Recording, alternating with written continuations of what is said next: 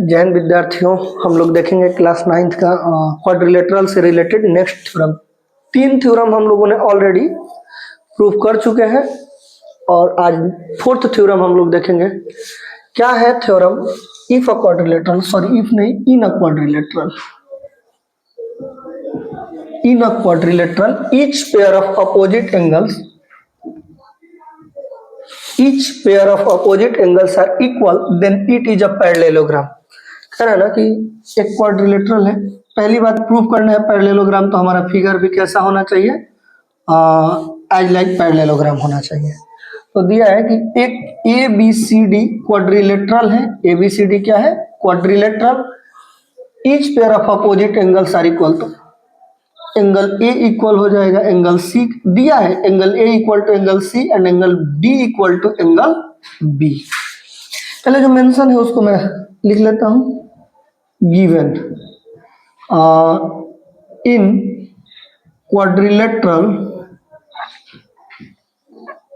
A B C D, angle A equal to angle C and angle B equal to angle D. इसको मैं equation मान लेता हूं ताकि जब प्रोसेस में लाएंगे हम इसको तो वहां शो करने में इजी रहेगा।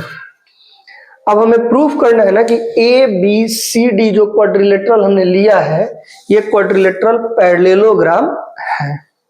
अब इसको पैरेललोग्राम प्रूव करने से पहले हमें पैरेलल लाइन के कुछ कंडीशंस को रिमेम्बर करना होगा कि वो कंडीशंस क्या कहते हैं। जैसे देखो, ये दो लाइन्स है एल एंड एम और ये ट्रांसवर्सल एक टी इन दोनों लाइन को इंटरसेक्ट कर रहा है। ट्रांसवर्सल वही होता है जो दो लाइंस को इंटरसेक्ट कर रहा है डिस्टिंक्ट पॉइंट्स में।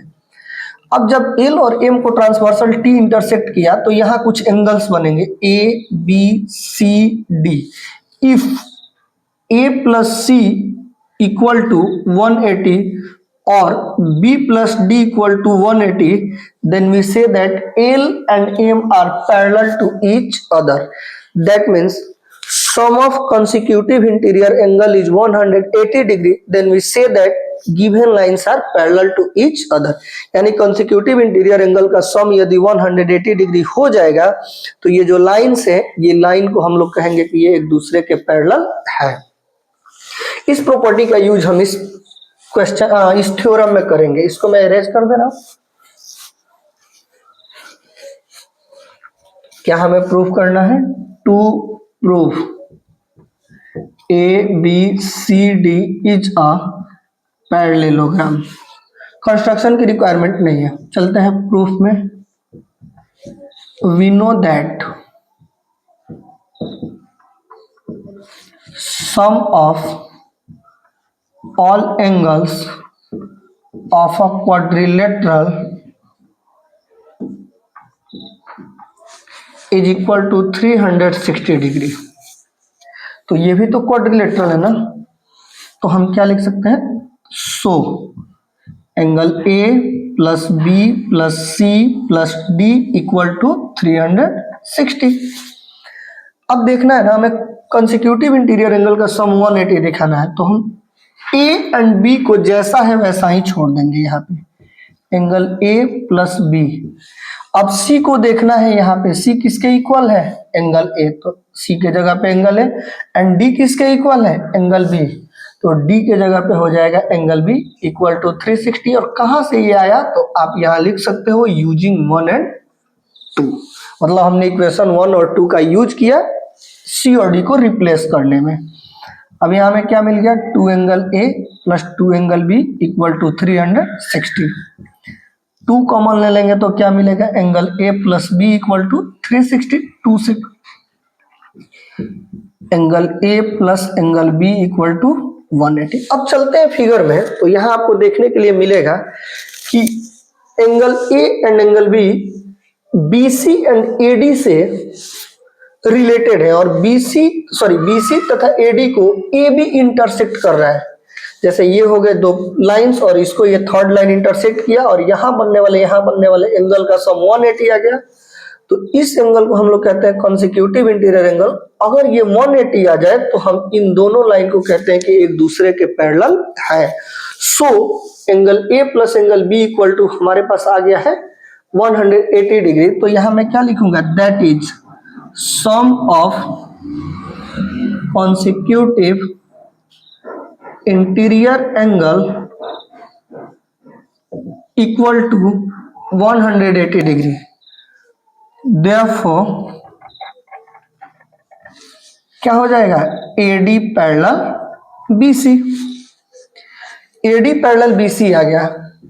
अब जैसे मैं यहां C और D को रिप्लेस किया A एंड B से, वैसे ही हम यहाँ अब अगले बार जब हमें इन दोनों को पैरेलल दिखाना होगा तो हम C और D को जैसा है वैसा ही छोड़ देंगे और A और B को रिप्लेस कर देंगे। जब A और B को रिप्लेस करेंगे तो यहाँ भी C एंड D आ जाएगा और यहाँ भी C एंड D आ जाएगा। 2 angle C plus 2 angle D, तो 2 कॉमन लेंगे तो angle C plus angle D हो जाएगा। That means angle C plus angle D का वैल्यू आ जाएगा 180 डिग्री। और उस केस में हम कहेंगे जब C और D का एंगल आ जाएगा 180 डिग्री तो C and D, sorry C and D को नहीं कर सकते हैं, हमें अब पैरेलल किसको दिखाना है, AB एंड CD को। मैं एक बार प्रोसेस कर ही देता हूं, एक बार प्रोसेस कर देता रहा हूं इसका। एक बार प्रोसेस करेंगे तो जैसे angle A 9 plus angle B plus angle C plus angle D equal to 360 degree. अब यहाँ पे देखना है ना, हमें A एंड D को बचा लेना है, तो A जैसा है वैसा ही रख देते हैं एंड यहाँ D जैसा है वैसा रख देते हैं। B किसके इक्वल है, D के, B के जगह पे D एंड C किसके इक्वल है, A के, तो A के जगह पे ये हो गया 360। यहाँ भी आप लिख सकते हो यूजिंग 1 एंड 2। तो यहाँ से हमारे पास क्या आ जाएगा, 2 angle A plus 2 angle D equal to 360 degree. 2 common ले लेंगे तो क्या मिल जाएगा, angle A plus D equal to 360, 2 से कट गया 180। That means angle A plus angle D equal to 180। यहाँ भी हम क्या मेंशन करेंगे कि sum of consecutive interior angle is 180 degree. Therefore क्या हो जाएगा अब हमारे पास, AB पैरेलल BC। अब देखो एक यहां मिल गया AD पैरेलल BC और दूसरा मिल गया AB पैरेलल DC। अब यहां लिख देंगे hence ABCD is a parallelogram. ये हुआ आपका क्वेश्चन प्रूफ्ड। Thank you.